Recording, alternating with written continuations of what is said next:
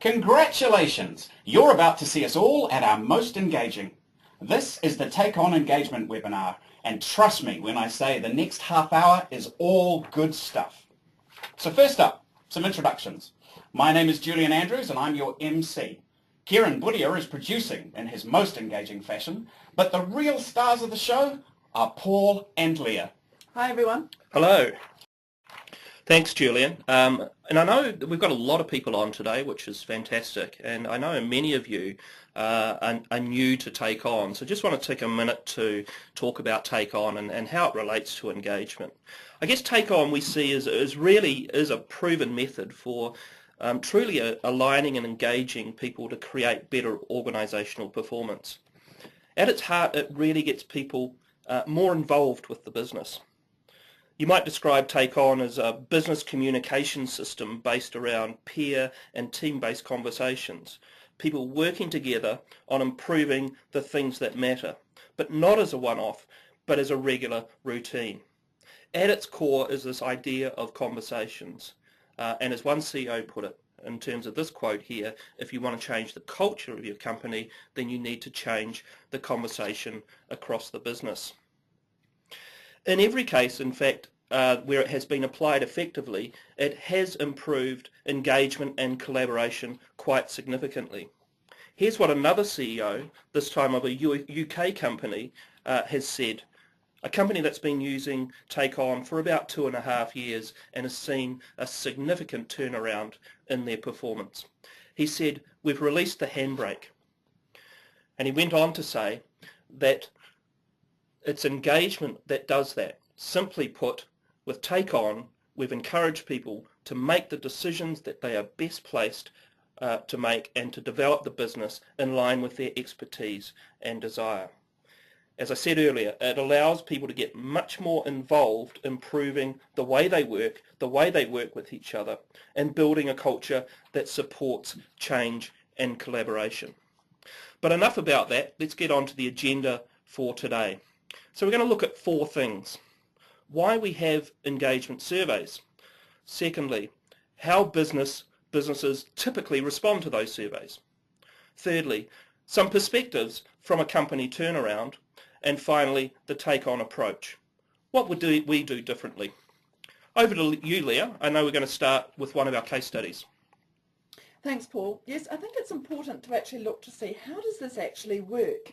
So a couple of years ago, we actually were engaged by a large supermarket chain in the UK, and we were engaged to actually help them transform their in-store service experience. And we undertook a lab approach where we worked with the managers and leaders of one store to help them with their service. But of course, our view is you can't have great external service when you don't have great internal. Now, there were 2 consultancies working in the business at the time, ourselves focused on that service experience and another who was just focused on employee engagement. Now, here's the results from that store, which was pretty impressive actually. They went from 401st ranking down to 116th ranking in just 6 months. Now, while we weren't working specifically on engagement, we were working on business performance. Interestingly, engagement went up significantly. In fact, it went from 55 to 70. That's a massive increase in just 6 months. That was an outcome of the other work that we were doing. While we were working with the leaders on how they engaged their customers and worked together, they became more engaged with the company. How come? Well, we'll touch a bit more on that later. But in the meantime, let's just turn our focus back to engagement and staff surveys for a moment. Okay guys, time for one of those polls I talked about. Right, here's the question. How long have we been measuring engagement? Now, your options are, is it 10 years? Is it 100 years? Is it 1,000 years? Or is it even longer? Right, you should see the options in front of you now. Okay, once again, let your fingers do the voting. You've got about 10 seconds now, so let's see where we get to. All right, people, come on, you can do this. I want you to be engaged. Are you engaged yet? I think it's happening. All right, okay, we've got enough now. We're going to count it down. 5, 4, 3, 2, 1. Kieran, show us the results.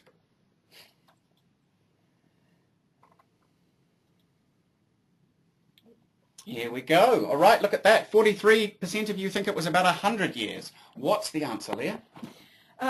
Okay, thanks, Julian. Well, actually, the answer is, here we go, is a lot more in terms of a lot earlier. We've really got, here we go. Thank you. So if you said a lot longer, you're absolutely right. And we did some research about engagement and tried to chase back the earliest forms, and we traced it right back to early history. In fact, Alexander the Great was renowned for walking the line, checking on his men to see how they were doing and how they were feeling. Of course, in the World War II, assessing battle readiness, there was a lot of liaison with troops and understanding what was happening for them. And by the 1980s and 90s, we saw a huge leap forward in the realms of staff, opinion, culture, satisfaction, climate, and of course, engagement. And it all came together in that groundbreaking book by Marcus Buckingham and Kurt Kaufman, First Break All the Rules. And this was a book that really saw a leap in the popularity and science of assessing, measuring, and analysing staff engagement. Today, there are literally hundreds of organisations like Gallup, Connexa, OCI, leading a multi-billion-dollar industry. There's certainly good money to be made in engagement surveys, and we've got really good at surveying. Yeah, that's right, Leah. For 30 years now, we've become increasingly sophisticated in the way that we're surveying our employees around engagement. But the fact that we're doing that doesn't necessarily mean that we're making a big difference in terms of improving engagement. At least we have to say there's a long, long way to go. For example, Gallup's survey last year, their research last year, again a similar sort of result as to what we've seen before. Only 30% or so of people are engaged in their jobs. So the largest proportion of workers might actually be on that cusp of actually looking elsewhere. They're not really committed, they're not really involved, they're not really focused on the organisation. It's a big issue. Just a couple of months ago, Deloitte released their latest research from this year. 78% of business leaders rate retention and engagement as either urgent or critical. So there's a big gap there. But most importantly, it's key to recognise that the role of engagement is important in terms of driving organisational performance. Now again, we could pick on a number of research studies here, but the point is there is a clear correlation between engagement and performance of the organisation. This is just one example from Bob Nelson. And his study, if you look at the 100 best places to work in America, those with the most motivated employees, and compare them to the financial performance over a reasonable period of time, about 6 years, compared to other organisations, what they found was there was a 233% higher level of financial return. So it's not surprising this whole area of measuring engagement with the intent to improve it has become a key part of the organisational strategy. There's a lot of focus, as we say, on surveying for employee engagement, which is generating insights and concerns, but the question is, what do we really do about it? And it's what you do with the results that matters most. As I like to say on many things, the problem's not in the thinking, it is in the doing.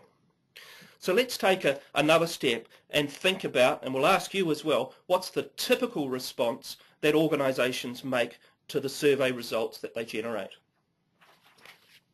Okay, people, time for that poll again. All right, so what do you think is the typical response from a business to an engagement survey?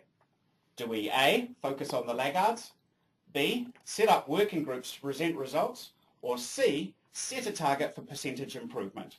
Okay, only 3 options this time, so it's not harder. Come on, you guys can do this, all right? Okay, 5, 4, 3, 2, 1. How are we going, Kieran? And the results are popping up now. Look at that. You guys, half of you think that what you should do is set up working groups to present results. Now, this one's a bit of a trick, isn't it, Leah? It is actually, Julian, because the answer is probably all of the above, actually. Because typically what happens is that we do find that organisations follow a pattern. We actually went out to our TakeON community to start this conversation around engagement, and very quickly we got lots of responses through the Internet and also through LinkedIn. But I think that nobody summed it up better than Darren Hill from Deloitte in Sydney, and he posted this. He said that typically what happens is we create a world-class survey. We deploy the survey, we hold focus groups, we analyse the data, devise a clever plan, we get cross-functional teams together, we secure management buy-in, we cascade the initiatives, we communicate widely, we secure the CEO sponsorship, measure again next year, track progress, modify budget, rinse and repeat. Now, we've all seen this, right? As Darren would say, and I think that he really hits the nail on the head.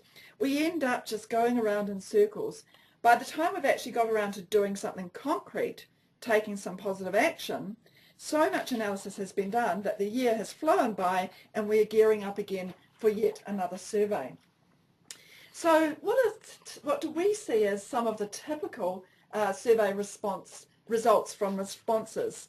Well, when the responses come out, typically we focus on the bad stuff. I think that's human nature. But we'll start to look for the areas in the business that are not working, and we start to drill down into them to find out why is that happening. We'll often turn engagement into a separate project. So we get the results, and we look at actioning the outcomes, but we set up project teams. We might pull people in from different parts of the business and start talking to them about improvement ideas. And we may even, dare I say it, start to restructure in some way. And then the other thing we see, of course, is that we start to set targets for a percentage improvement. Now that's not necessarily a bad thing, but often that's in itself is not enough. We may even go so far as putting it into managers' KPIs, and then it becomes a real focus for them. So if that's actually what typically happens, well, what are the outcomes from that? And I think sadly the outcomes are all too often these ones. Engagement really only becomes important once a year. It's kind of like the, oh no, here we go again. And we've seen it in organisations. Our attention is focused on that. As an executive, most of the time we're dreading it. I wonder what it's going to say this year. As an HR lead, you're either gearing up for it or actually you're still finishing off last year. And at times we've also seen organisations who perhaps try and cheat at it. So they might run some sort of an engagement session or some event a month out before the culture survey is due. And as an employee, you're probably thinking, I don't really have time for this. Another thing is that it's backward focused reporting. We're looking at what's been in the past and we're not really focusing on what needs to be in the future.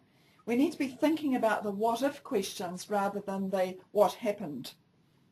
And then finally, we're looking for those quick wins, something that we can change very easily and something that we can actually look for those gaps on. And so we're ignoring that little stuff in terms of what's happening in those areas.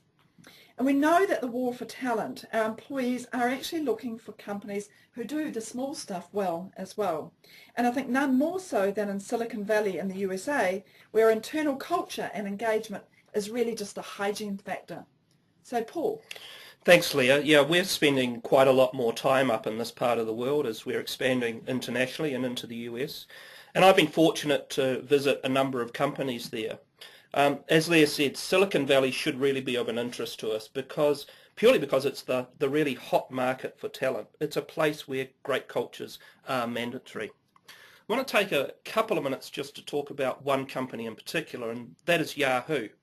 And this is not because it's the best performer on employee engagement or any other measure by any stretch of the imagination, but because it has undergone quite a significant change in its culture over the last couple of years, since in fact the time that Marissa Mayer took over as CEO. When I visited Yahoo and I spoke to a number of senior executives, it was clear that there was a strong focus on culture. This here was a quote or a statement that she made when she took over the organisation. She made this in a public arena. She said, "I believe that really strong companies have really strong cultures." Each has their unique and individual flavour. I want to find Yahoos and amplify it. She went on to say, that is how you find the energy. You can harness that into innovation. You can take that energy around culture and find ways to apply it to engage employees. So that was her statement of intent. And a year on, when I questioned these people about what had changed in the culture, the typical response was something like this. It was, the change in our culture has been like night and day. That's a big statement. So the question is, well, what were the types of changes that were occurring that people saw as important in terms of influencing the culture and the level of engagement? 4 key points that really came through. The first actually relates to quite the controversial policy that Marissa Mayer invoked, which was there would be no remote working. Very contrary to the modern day view of flexibility in the workplace. Now, her rationale was actually straightforward. She said, we are a company that is in trouble and we're not aligned. We all need to get on the same page. And in order to do that, to become the best place to work in that context, communication and collaboration will be important. So I want us to be working side by side. So as a result of that, the level of connection we have with each other can make a big difference. The second point, and related, was the introduction of free meals on campus, following the lead of other companies like Google and Facebook, etc. Now the point here was, it wasn't a question of now people have got free meals, they feel happier in the workplace, but it's the behaviour shift that providing free meals through the cafeterias and the cafes across the campus actually created. It drew people into those social areas, and it created an environment where people were bumping into each other, connecting, building relationships, getting to know each other, talking about what they were doing in their part of the business. So the outcome of that was a much closer, more connected organisation. The third point was having a really simple and powerful and exciting story that created a sense of meaningful purpose about developing and building something that was better for customers. Another key important piece in the jigsaw in terms of the engagement strategy and direction. And the final one is one that I find most interesting, and that was the frequency of face-to-face communication between the executive leaders and the rest of the organisation. What they did was, and as one example of this, was change the all-hands-in company meeting from a quarterly cycle built around the financial reporting of the organisation to a weekly cycle. So imagine that. Every Friday afternoon, the whole organisation is coming together to meet and to talk about what is happening in the business. The executives and others are presenting results of what they've achieved in the very recent term, in the last week, and talking about what they need to focus on, what everyone needs to focus on in the coming week. And they're there answering key questions that people had.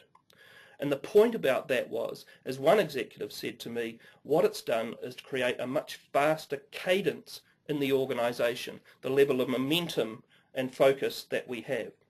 So these factors, connection, communication and collaboration, big changes in the environment. Now, as I say, Yahoo still has its challenges. It's not one that we'd necessarily hold up as best in class, but there are some very interesting insights for me around the change they've undergone and the types of things that have effectively influenced that change in a relatively short space of time. So, back to Darren Hill, our friend at Deloitte, and he rounded out his comments before. He said, so until the concept of engagement shifts from engaged employees to engaging environments, from surveys to stories, from point in time to continuous feedback, then it will continue to visit the loo and come back with the toilet roll stuck on the bottom of its shoe. A very visual metaphor, thanks Darren. But really what he's doing is an articulated way of explaining really what was going on in the Yahoo environment. Engagement for us is not an outcome that you look at is an outcome, not an input that you look at in isolation. The change we need to make is to redefine the engagement strategy beyond the annual HR measure into a much more continuous, holistic part of the entire business strategy. So let's look at the take-on approach. Leah, have you got a few thoughts around this in terms of how it relates? I do. Basically, we've got three things that we focus on. And the first one is start by focusing on what's working. Second is empower people to engage themselves. And finally is embed it into the routines of the organisation. So what do I mean by focus on what's working? Well, we need to take an appreciative approach. We can start to ask a few more questions around what is working rather than focusing on what isn't. And the question that we ask is, where is it working? And importantly, why is it working there? And how can we do more of this in other parts of the business where it may not be? And of course, this also comes down to making sure that we celebrate the success, and that will give us confidence. We need to catch people doing things right. And I think a couple of quotes here from that supermarket example came from a couple of the department supervisors. And they said, when I was coming to work, I'd always be thinking, I wonder what mood Danny or John are in today.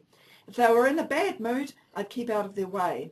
Now they're always in a positive mood when we arrive, which makes it easy to be positive too. So by getting the managers to catch people doing things right, the chances of them repeating this are high, and of course people enjoy it more. Empowering people to engage themselves. And we mentioned the quote before that the most important thing we did to shift the culture was to change the conversations. We're firm believers that the knowledge that you need to know in order to make those changes lies with the people in the business. One of our clients has had a big shift in their engagement, and he said the quote above. These are the conversations need to be at the very heart of the organisation. And let me show you an example of what I mean by that. We had one manager who decided to drive these conversations through a whiteboard. And so one week he got a blank whiteboard and he wrote a question on there which was basically, what should the senior management team be working on?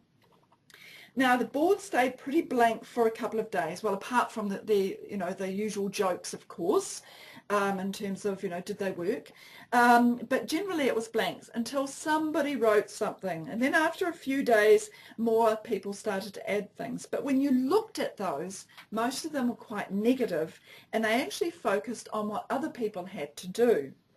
So week 2 he started off and he asked a different question. What should you be working on? And the difference was massive. People started contributing straight away, and while they still have some negatives, actually the focus started to turn more around to what they could do. People kept on adding to it. And as you can see, it became even more impactful when somebody changed the question from what should you be working on to what should we be working on. Much more collaborative. Now by week 4, interestingly enough, the manager didn't even have to write the question on the board because somebody else started it. That's true engagement. Final thing we talked about was embedding this into the routines of the organisation, and the whiteboard was an example of a routine, a weekly routine, and Paul talked about the cadence of the business as well. And we're not talking about just one-offs, we're talking about those things that actually happen on a regular basis, a daily, a weekly, or a monthly basis. What are those routines, and what could that engagement process look like? So here's a typical engagement process in terms of some routines that we would get businesses into. And as you can see, the first starting point on this is really focusing on success. Where do we want to be? What does that look like? The second thing we would look at is actually equipping the managers with the capability that they need at that time. Not well in advance and certainly not after, but actually as they're doing things, needing to actually engage people, and it may well be as simply as around connecting people with the vision and purpose of the business.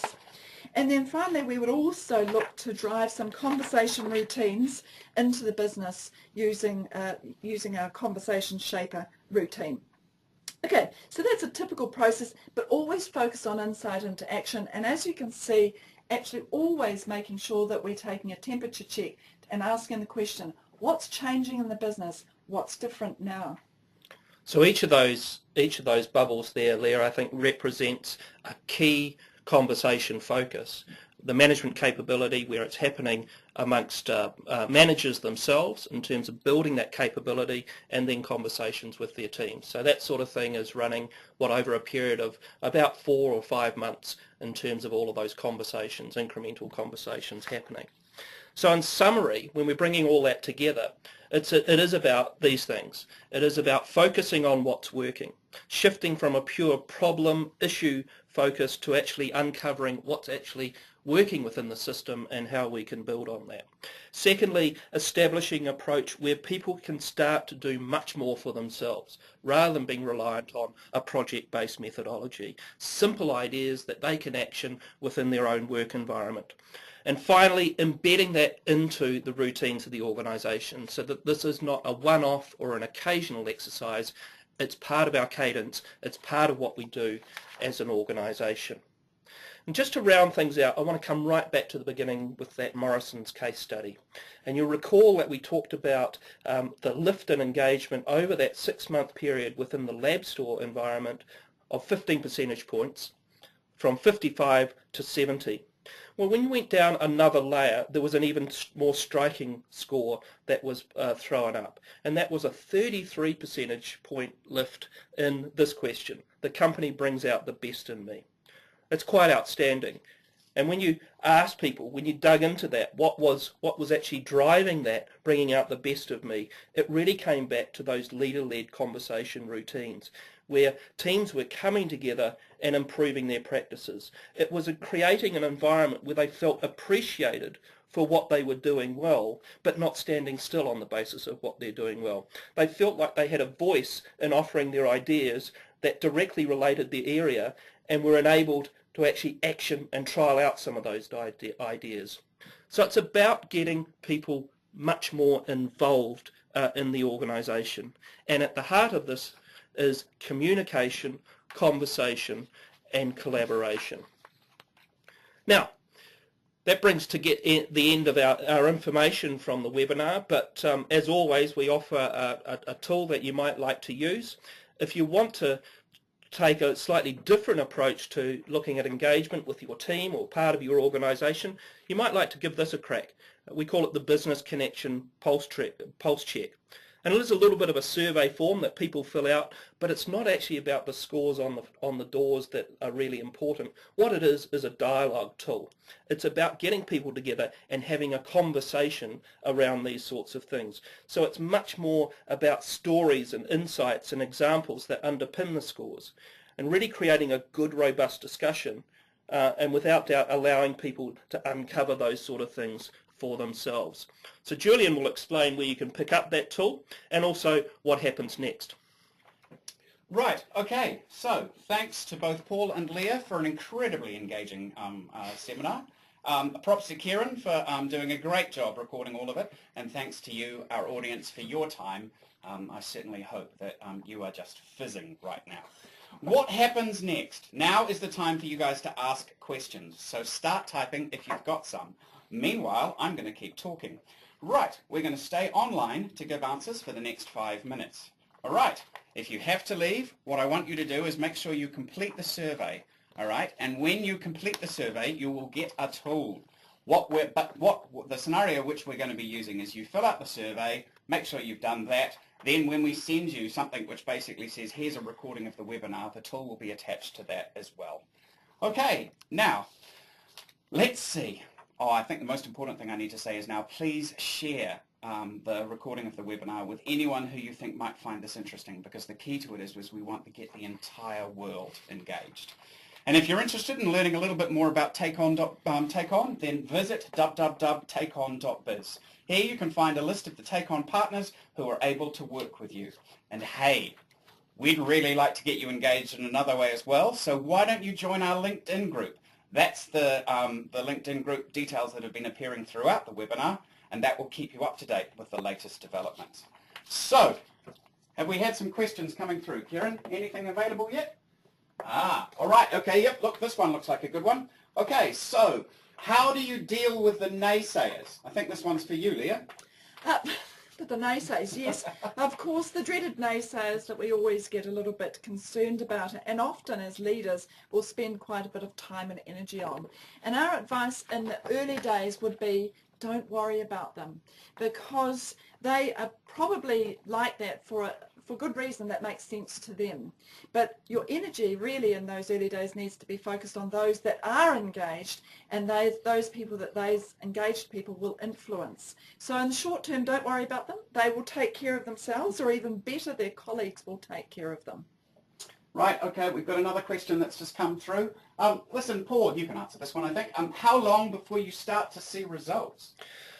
Well, how long's a piece of string, I guess, Julian, and that's the level of, and the piece of string, the length of the piece of string is determined by the level of commitment and focus that leadership gives things. There is no substitute for good leadership throughout the organisation for these things. But as we've seen, I think, in the case studies, if you get it right, if you do the right things, and you continue to do them consistently, then you can lift the level of engagement actually quite quickly. Equally, you can lose it quite quickly as well if you turn the tap off. All right, guys, we've hit our half-hour limit, so we'll probably respond to a couple more questions directly via email with those of you who've written them in. But I would like to say thank you very much for engaging with us. It's goodbye from us, and yeah, enjoy the rest of your life. Bye. Thanks, everyone. Bye-bye.